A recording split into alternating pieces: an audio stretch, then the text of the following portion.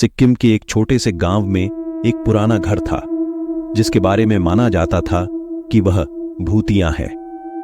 इस घर में रहने वाले कई परिवारों ने भूतों से परेशान होने की बात बताई थी।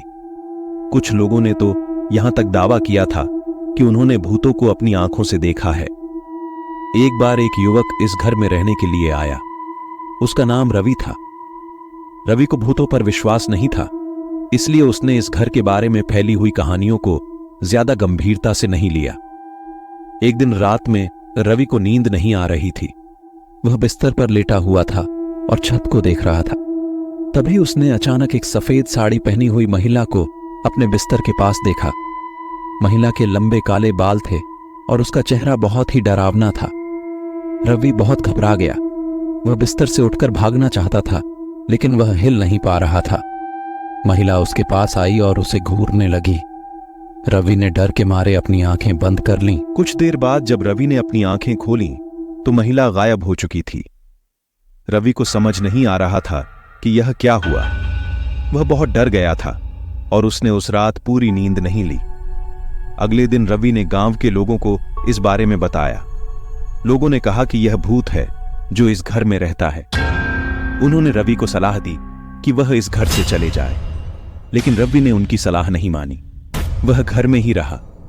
कुछ दिनों बाद रवि को फिर से भूत दिखाई दिया। इस बार भूत ने उसके साथ मारपीट की। रवि के शरीर पर चोट के निशान आ गए। अब रवि को भी इस बात का विश्वास हो गया कि यह घर भूतिया है।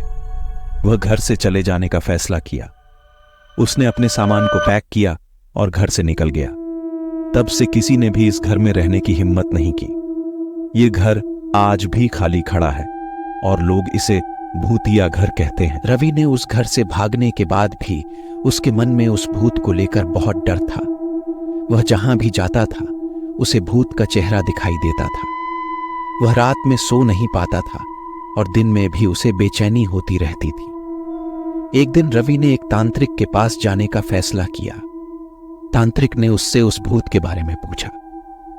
रवि ने उसे वह सब कुछ बताया जो उसके साथ हुआ था। तांत्रिक ने रवि को बताया कि उस भूत का नाम मोहिनी है। वह एक बहुत ही खतरनाक भूत है। उसने बताया कि मोहिनी को इस घर से बहुत प्यार है और वह किसी को भी इस घर में रहने नहीं देती।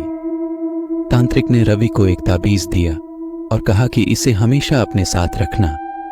तांत्रिक ने यह भी कहा कि अगर मोहिनी तुम्हें फिर से दिखाई दे तो तुम उसका नाम लेना और यह ताबीज दिखाना। रवि ने तांत्रिक का धन्यवाद किया और घर चला गया।